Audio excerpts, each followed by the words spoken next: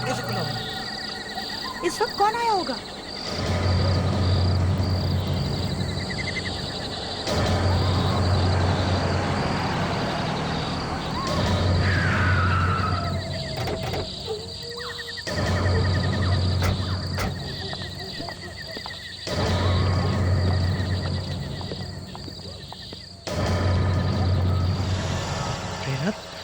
दरवाजा खुला कैसे रह गया? लगता है कोई घुसा है अंदर। शायद कोई चोर अंदर हो सकता है।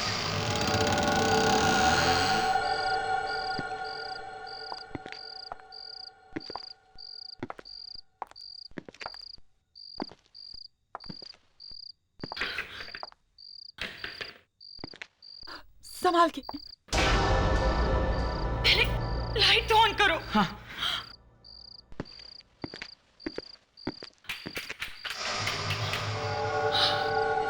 लगता है लाइट भी काट दी गई है। प्रेरणा, तुम जहां हो वहीं रुकना। तुम घबराना नहीं है। मैं अभी गाड़ी में से टॉर्च लेके आता हूँ। तुम यहीं रहना। हाँ,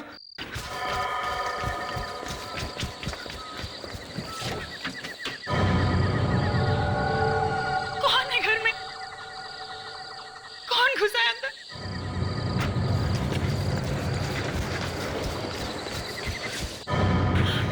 ये लो प्रेरणा।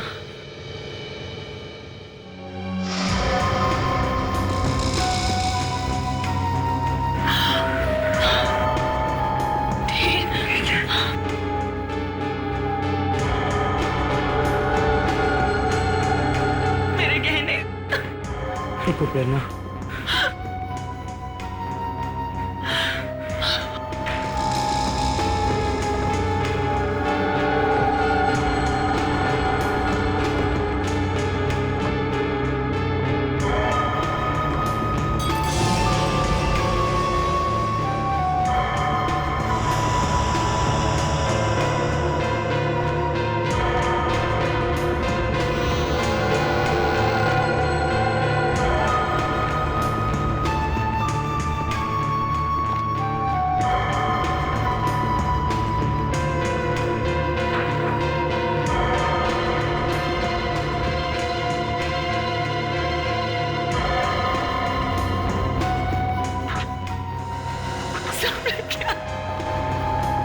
मेरा एलसीडी प्लेयर, मेरे सारे गहने सब ले गया।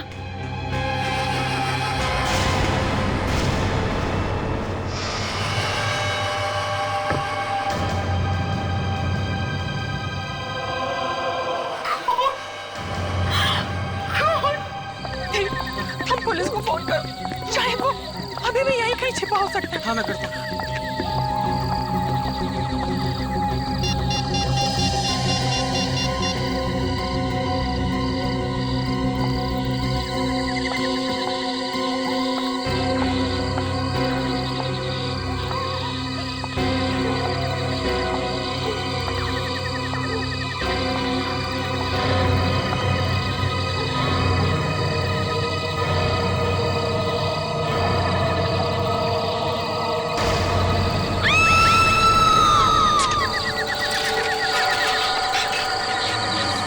किसी भी तरह आप उस आदमी को पकड़ लीजिए।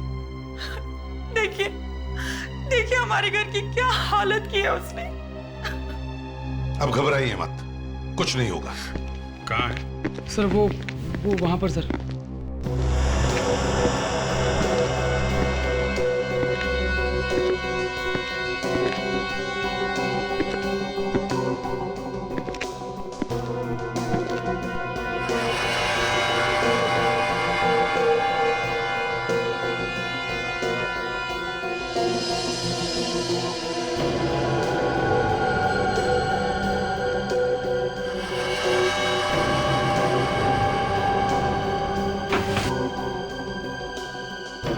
पूरे घर में सिर्फ यहीं पे निशान है और कहीं भी नहीं है। हाँ, पर यहीं पे क्यों? कई बार होता है ना, चोरों का कोई टशन होता है, अपना निशान छोड़ के जाते हैं। पर सर ये तो खून के निशान है सर। यही तो बात है, खून का मामला है। चोरी भी हुई है और खून भी, पर लाश नहीं है। घर में कोई और तो नहीं था? नहीं सर, सिर्फ हम लोग ही रहते हैं यहाँ तो। फिर सोच लो, कोई और तो नहीं था। बाद में बहुत सारी बातें बाहर निकल आती हैं। सर और कोई बात क्या निकलेगी सर? सिर्फ हम लोग ही रहते हैं सर। देखो, चोरी भी हुई है और खून भी। और ये चाकू भी तो है। मुझे नहीं मालूम सर ये चाकू कहाँ से आया सर। हो सकता है 3-4 चोर हों और आपस में लड़ाई वड़ाई हुई हो। अरे यहाँ पे भी खून है।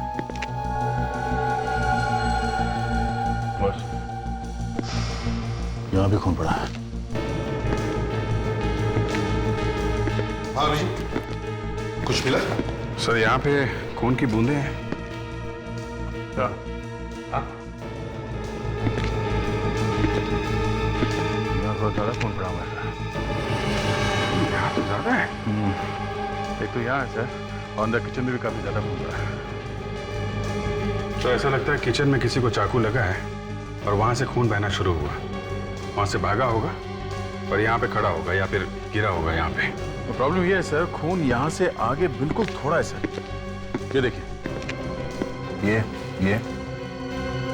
जबकि खून यहाँ पे ज्यादा होना चाहिए था। और वेरांडा में तो सर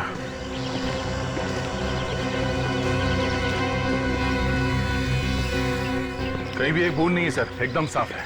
इधर भी नहीं है। तो सर खून की आखिरी बूंद यहीं पे है। एक मिनट सर, ये क्या है?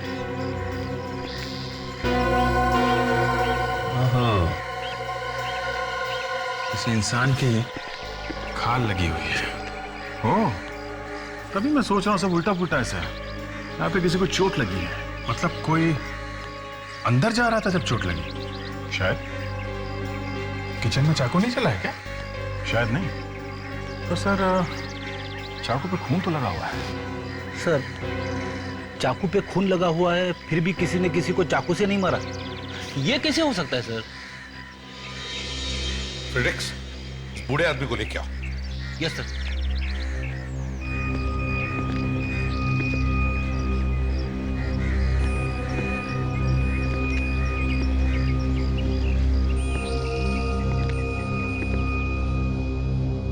बिठाओ इन्हें।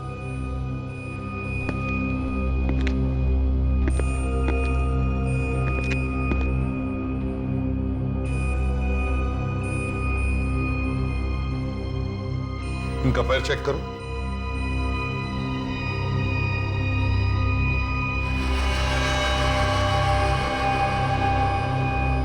सर पैर में चोट लगी है। मतलब जब ये घर के अंदर है तब ये कील लगी है। ये बताओ किससे चाकू मारा तुमने? चाकू किसे मारा तुमने? और कौन कौन था तुम्हारे साथ में? हा?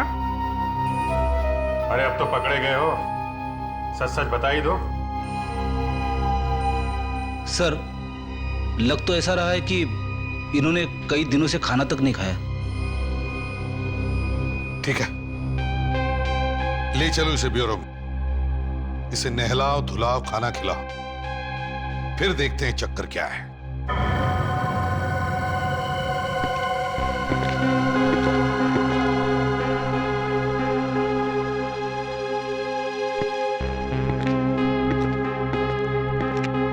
बड़ी अजीब बात है, देखकर लगता है कि इन्हें एहसास ही नहीं कि आसपास क्या हो रहा है। ये सब ड्रामा भी हो सकता है सर।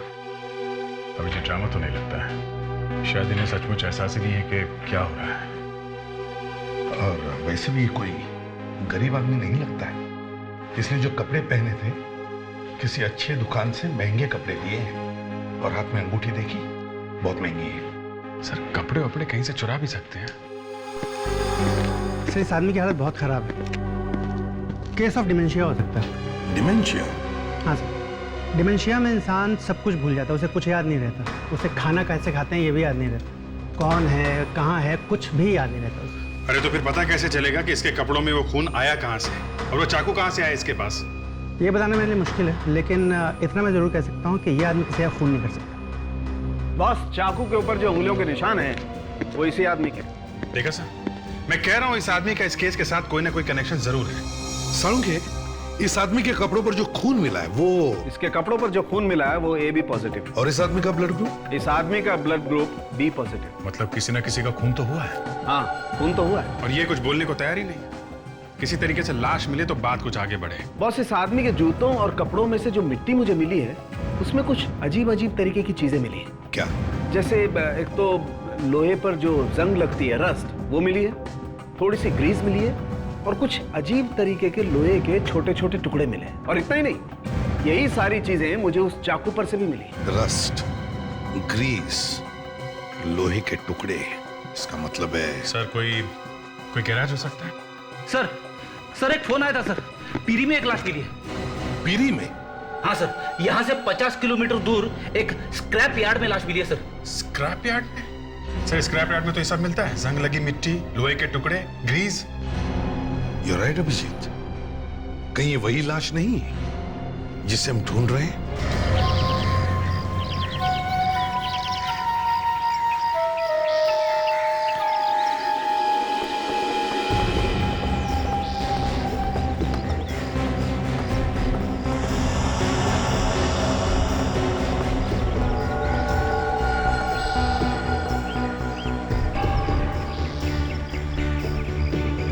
कपड़े देख के तो ऐसा लगता है किसी अच्छे घर की है।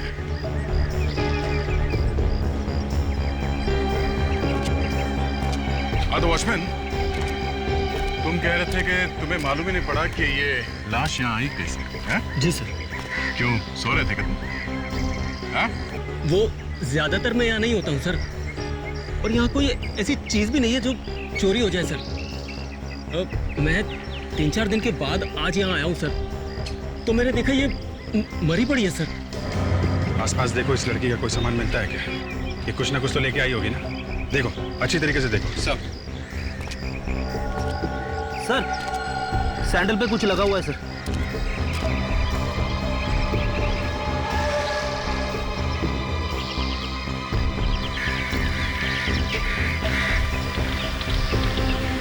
ये तो पेंट है।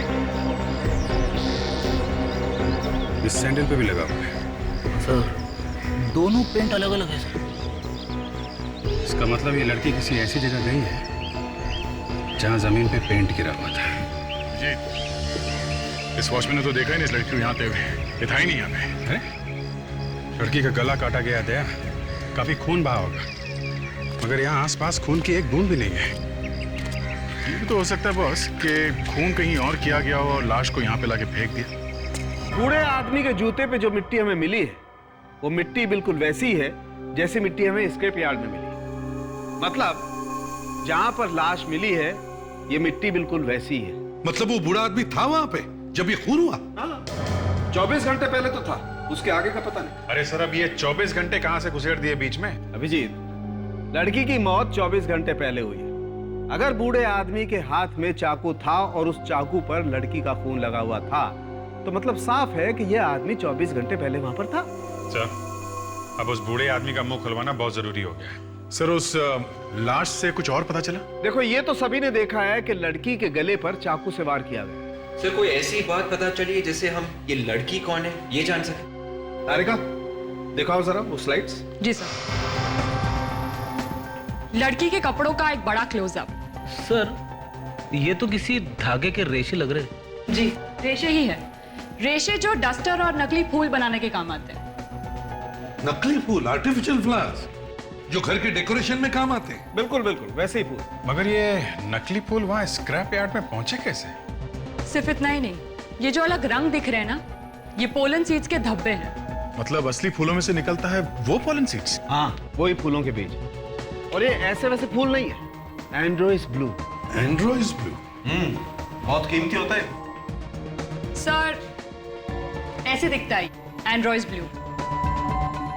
तो क्या लड़की की मौत किसी फूलों से भरे बाग के बीच में हुई है क्या? और सर, दोनों तरह के फूल हैं, असली भी और नकली भी। सर, ये भी तो हो सकता है कि खूनी स्क्रैप यार्ड में जाने से पहले किसी फूलों की दुकान में गया हो, किसी फ्लरिस्ट के यहाँ। या तो ये लड़की गई हो फूलों की दुकान में, फ्लोरिस्ट शॉप में फूल खरीदने के लिए, वहीं पे मिलेंगे ये दोनों, असली फूल और नकली फूल भी।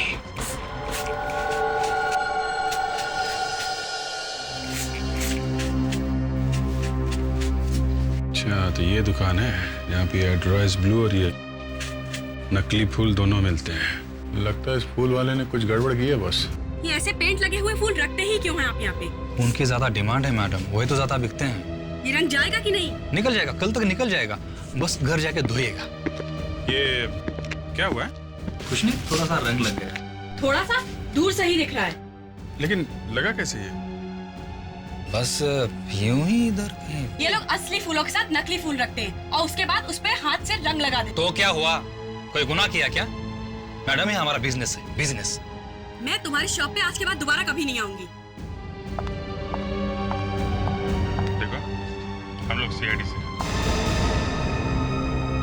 ये फोटो देखो जरा। ये लड़की यहाँ पे आई थी क्या कभी? ये तो कल ही आई थी। ये लड़की आई थी? हाँ, कल उसने 15 बुके खरीदे। 15 बुके? जी, एक नहीं दो नहीं, पूरे 15। अरे लेकिन 15 बुके किस लिए? वो अलग अलग लोगों को देने के लिए। अच्छा, उसके कपड़ों पे भी ऐसे ही कलर लगा था कि जैसे इनके कपड़ों पे लगा है? उसमें मेरा कोई कसूर नहीं था सर, वही पेंट के डिब्बे से टकरा गई। कल वो लड़की फोन पर किससे झगड़ा कर रही थी, बोल रही थी कि वो उसके घर पर आने वाली है। मैंने तो उसके लिए टैक्सी भी बुला के लाई थी। तुमने उसके लिए टैक्सी मंगवाई थी? जी। कहाँ के लिए? वर्ली सी फेस।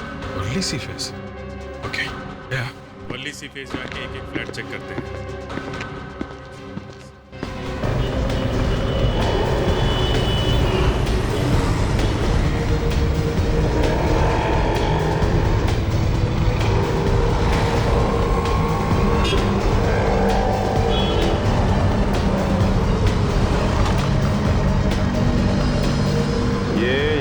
टैक्सी में आई थी। हाँ सर, फूलों वाली मैडम 15-20 गुलदस्ते लेके आई थी टैक्सी में। कौन से फ्लैट में गई थी वो मैडम? रुको रुको मैं देखती।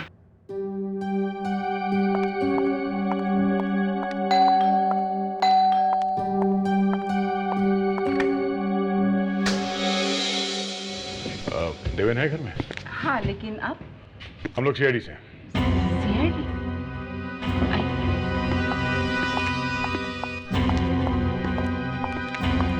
आप मिस्टर देवेन? जी, मैं ही देवेन हूँ। ये मेरी वाइफ है प्रिया, ये मेरी माँ। आप लोग जरा ये फोटो देखिए। इस लड़की को देखा है पहले कभी? ये तो नंदिता है। नंदिता? हाँ, नंदिता मेरे मैगजीन की एडिटर है। क्या ये नंदिता रात यहाँ करीब 10 बजे आई थी? जी आई थी। देवेन, तुमने मुझे बताया नहीं, नंदिता यहाँ आई थी? आप कहाँ थी जब नंदिता यहाँ पे आई थी? मैं कल किटी पार्टी में गई थी। और आप थी यहाँ पे? मैं शॉपिंग से लौट रही थी। ओह, इसका मतलब जब नंदिता यहाँ पे आई तो आप घर में अकेले थे? जी हाँ, अकेला था। क्यों आई थी नंदिता यहाँ पे? मैंने आपको बताया ना, वो मेरे मैगजीन की एडिटर है, तो नई मैगजीन के लॉन्च की बधाई देने आई थी। उसने मुझे एक बुके दिया। और आपने उसे मार दिया? क्या? अरे नहीं, ये क्या कह रहे हैं आप? हाँ, तुमने उसे मार दिया और फिर उसकी लाश को वहां स्क्रैप यार्ड में जाके फेंक दिया। क्यों? अरे नहीं, मैं ऐसा क्यों करूंगा? वो तो यहाँ सिर्फ 10 मिनट के लिए थी। कह रही थी कि ऑफिस में फोटोशूट है और उसे दूसरे लोगों को बधाई देनी है और बुके बांटने, तो वो चली गई ऑफिस। चलिए आपके ऑफिस चलते हैं। आइए, चलिए आइए।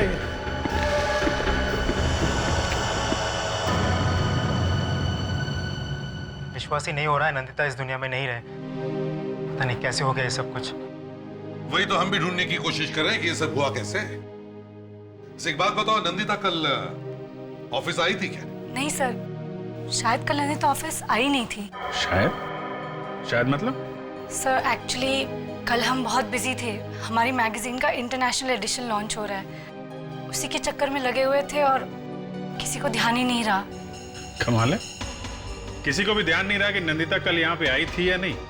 अच्छा ये बताओ, नंदिता का ऑफिस में किसी के साथ झगड़ा, किसी के साथ दुश्मनी?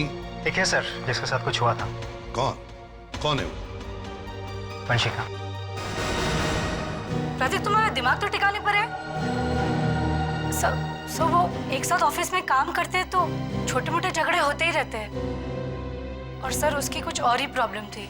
कैसी प्रॉब्लम? सर उसके बॉयफ्रेंड ने उससे शादी करने से मना कर दिया था और इसी बात में उनके बीच झगड़े भी होते थे। क्या नाम क्या था उसका? सर नाम तो नहीं मालूम, लेकिन वो अक्सर ऑफिस के बाद उससे मिलने जाती थी टैक्सी लेके कुलाबा। कुलाबा में कहाँ? सर वो तो नहीं पता। किसी को तो पता होगा। आप में से किसी को मालूम है कि नंदिता कोलाबा में कहाँ जाती थी? सर रूही को पता होगा। अभी रूही कौन है? रूही नंदिता की बहन। उसके डैडी ने मेरी माँ के साथ दूसरी शादी की। उसने मुझे कभी माफ नहीं किया, ना ही माँ को। क्या आपको मालूम था कि नंदिता का अफेयर एक आदमी के साथ में चल रहा था? उसका एक बॉयफ्रेंड था। बॉयफ्रेंड? हाँ। मैंने सिर्फ एक बार नंदिता को किसी आदमी के साथ फोन पर बात करते हुए सुना था। काफी रात हो चुकी थी, शायद वो उसका बॉयफ्रेंड था। और नंदिता अक्सर गुरुवार और शनिवार रात को घर से गायब रहती थी। शायद वो उसी के साथ रहती होगी उस वक्त। तो फिर रूही जी, आपको तो मालूम ही होगा कि नंदिता जाती कहाँ थी? नहीं नहीं? नहीं, सिर्फ एक बार शायद नंदिता को टैक्सी नहीं मिल रही थी, तब उसने करीब रात 11:30 बजे मुझे फोन करके कुलाबा में बुलाया था। एक रेस्टोरेंट था, फ्लोरा इंपेरियल, वहीं बुलाया था उसे पिकअप करने के लिए। उस दिन उसका मूड काफी खराब था और वो अकेली भी थी। शायद उसका उसके बॉयफ्रेंड के साथ झगड़ा हो गया था।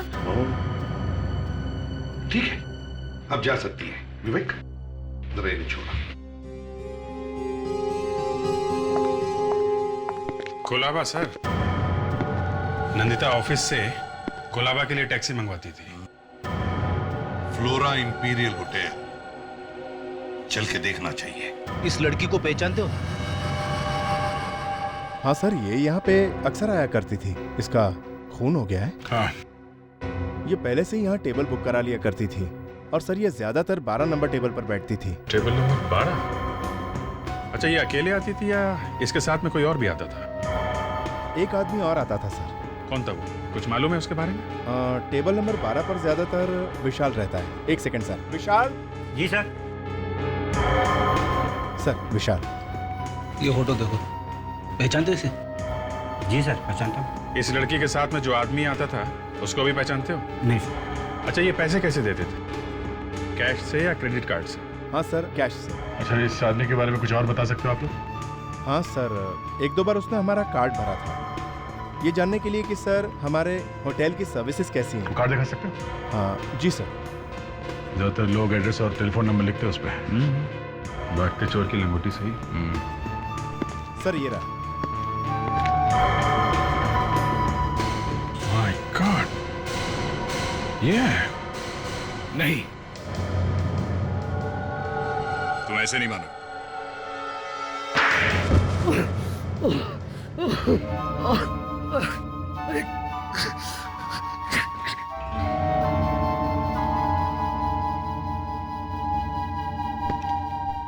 क्यों मारा नंदिता को? हाँ?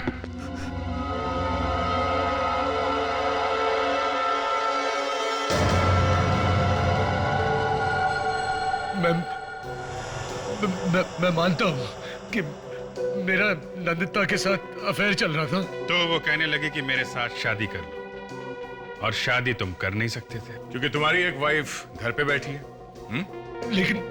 लेकिन मैंने उसे नहीं मारा। ये अचानक क्या हो गया तुम्हें देवे, जो तुम्हें उसे मारना पड़ा है? कहीं ये तो नहीं कि उसकी हिम्मत इतनी बढ़ गई कि वो तुम्हारे घर में आई फूलों का गुच्छा लेकर?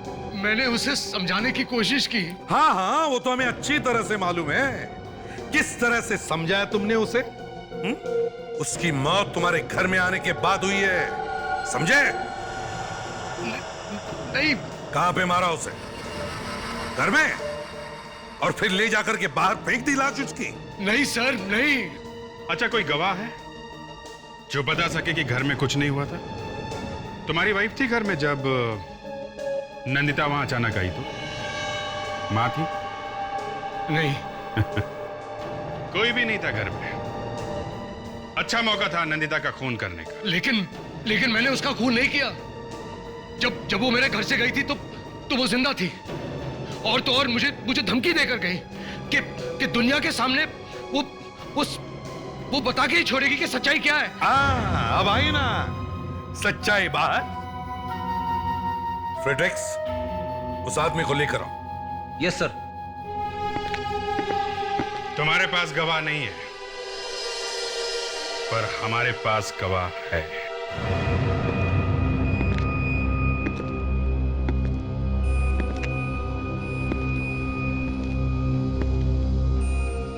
इस आदमी ने देखा है खून होते हुए।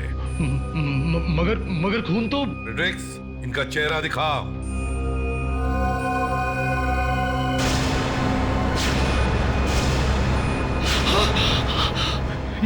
ये तो पहचानते हो इन्हें? ये वहीं पे थे जहां पे खून हुआ था।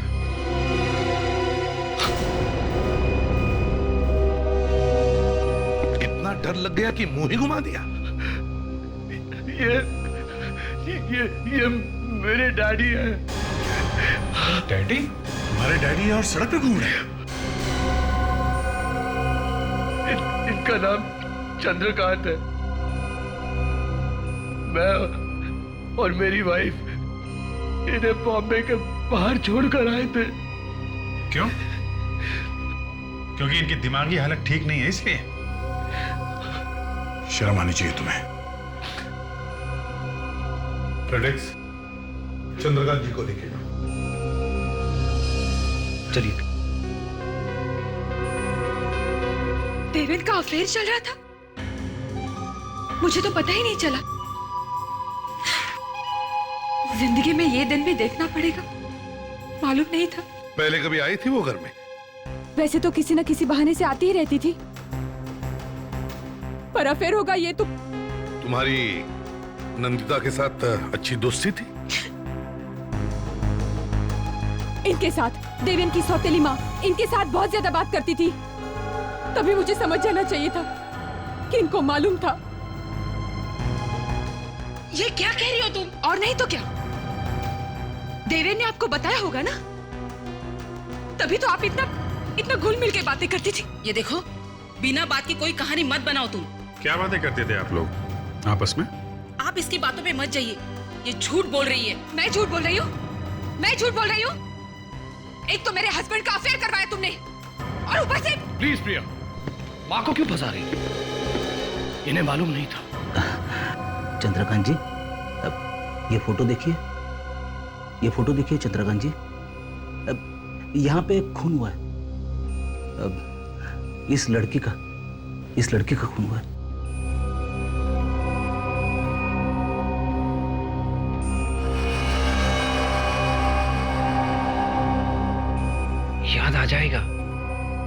याद आ जाएगा, डोंट वरी। देवेन, क्या इन्हें वाकई मालूम नहीं था कि तुम्हारा अफेयर चल रहा था नंदिता के साथ? हाँ? मालूम था?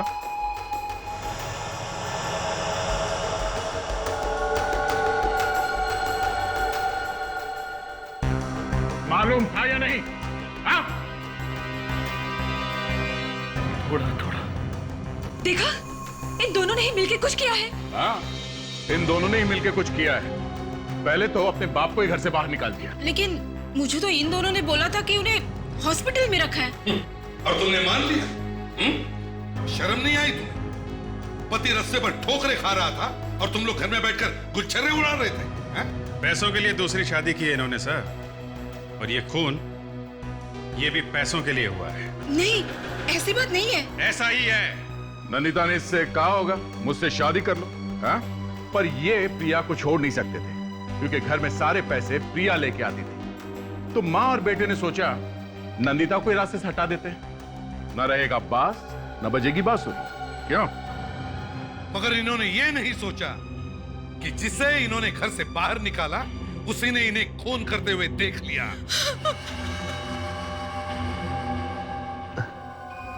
क्या हुआ? कुछ याद आया?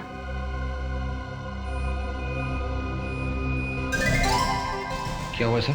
पता चल गया सर। बता दिया सर, बता दिया। क्या बता दिया? सर चंद्रकांत जी ने मेरे कान में बताया सर। सर आप लोग प्लीज यहां आइए ना सर।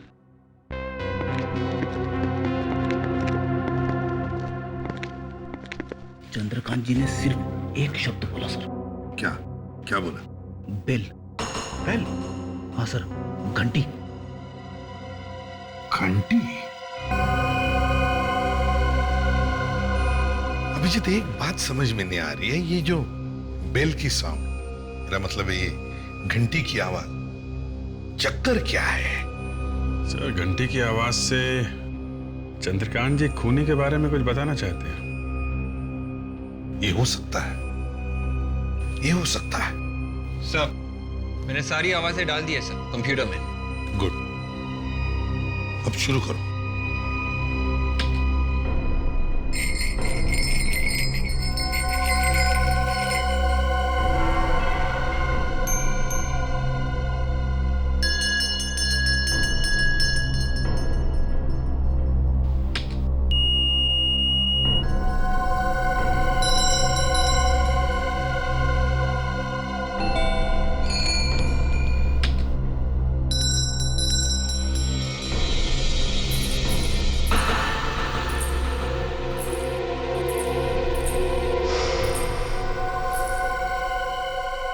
विवेक रुको, अभी जो तुमने आवाज सुनवाई थी वो फिर से सुना।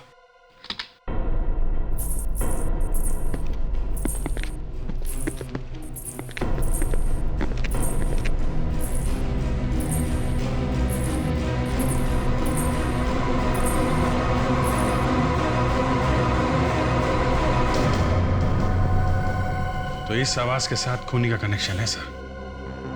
हाँ ये बात सही है अभिजीत, मगर आवाज सुनते ही चंद्रकांत जी इधर उधर क्या देख रहे थे? किसे ढूंढ रहे थे? शायद खूनी को। एक काम करो, नंदिता की लाश हमें स्क्रैप यार्ड में मिली है, वहीं पे पता चल जाएगा इस आवाज के पीछे राज क्या है। ये हील का टुकड़ा हमें यहाँ मिला है, यहाँ पे। ये उसके सैंडल में से तभी टूटा होगा जब वो अपनी जान बचाने के लिए भाग रही थी, मगर वो ज्यादा दूर तक भाग नहीं सकी और यहाँ पर खूनी ने उसका गला काट दिया। सर अगर ये लड़की यहाँ पे गिरी है और उसका इतना सारा खून बहा है, तो फिर वो यहाँ से वहां तक चल के गई कैसे होगी जहाँ पे उसकी लाश मिली? मरने के बाद फिर से जिंदा हो गई? इसका मतलब है फ्रेडी वो जिंदा थी। मौत सामने खड़ी हो तो न जाने कहां से ताकत आई जाती है। चक्कर ये है कि ये नंदिता यहाँ आई क्यों? किसी ने बुलाया होगा उसको यहाँ मिलने के लिए। लाया होगा तो देवेन के घर से निकल के तो उसने टैक्सी ली थी और अभी तक वो टैक्सी वाला नहीं मिला जिसके टैक्सी में बैठ के वो यहाँ आई है। सर वो यहाँ टैक्सी में आई ही नहीं। क्या मतलब? फिर कैसे है? किसी की गाड़ी में बैठ के आई है सर। मतलब देवेन के घर से निकली जब वो फूलों का गुच्छा लेके, तो किसी और से भी मिली? हाँ सर, 14-15 फूलों के गुच्छे थे उसके साथ में सर, सारे के सारे बांटने थे। तो सर जहां तक मुझे याद है देवेन बोल रहा था कि नंदिता ने जाते जाते ये कहा था कि वो ऑफिस जा रही है। ऑफिस? वेरी गुड फ्रेडी, कभी कभी तुम्हें सही टाइम पे याद आता है। चलो ऑफिस चलते हैं। वही जो होता आया है आखिर हो ही गया। क्या क्या हो गया? वो जो होता है खूनी। खूनी? हाँ खूनी, खूनी यहीं पर है। हाँ यहीं पर तुम में से ही कोई है। अब झूठ ज्यादा देर तक टिक नहीं सकेगा। हाँ? नंदिता उस दिन यहाँ ऑफिस में किसी आदमी को फूलों का गुच्छा देने आई थी। कौन है वो आदमी? सामने आ जाए। जिस किसी को भी उसने फूलों का गुच्छा दिया सामने आ जाए। हाँ? अब आप सब लोग एक एक करके कैबिन में आ जाए। किस लिए? अंदर हमारा एक आदमी बैठा और वो खूनी को जानता है। जैसे ही वो खूनी को देख लेगा उसे तुरंत पहचान लेगा। समझे? तो अब ज्यादा वक्त बर्बाद मत करो। जिसने भी नंदिता से फूलों का गुच्छा लिया है वो या तो सामने आ जाए या फिर एक एक करके अंदर चलो। आइए।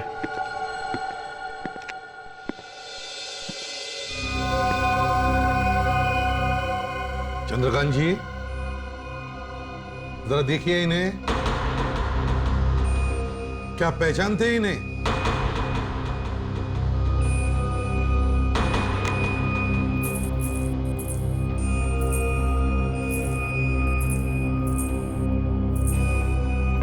नहीं सर, ये नहीं है।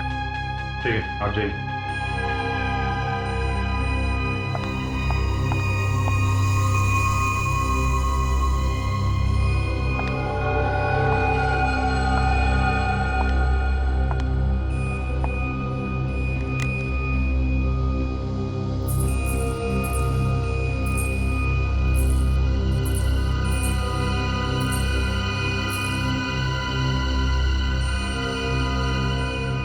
मैं जाऊं? जी नहीं, बाहर रुकिए। देवेंद्र जी आप चलिए। मैं? हाँ, आप चलिए।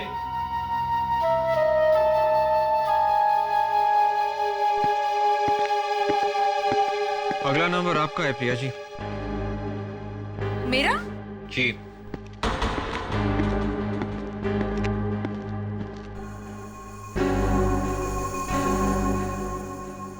प्रिया जी को अंदर भेज दो। Yes sir. चलिए।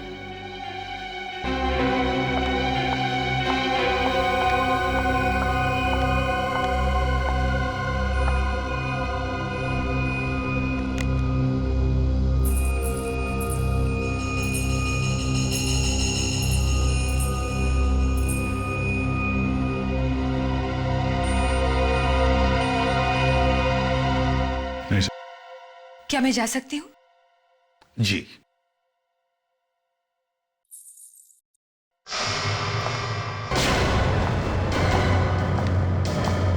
एक मिनट प्रिया जी।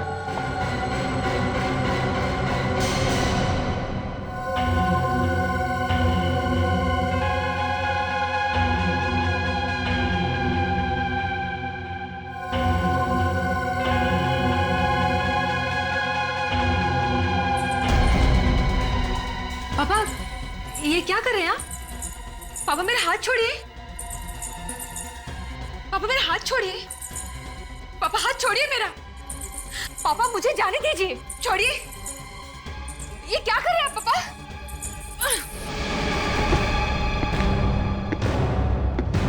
तो वो तुम ही हो? प्रिया, क्या हुआ?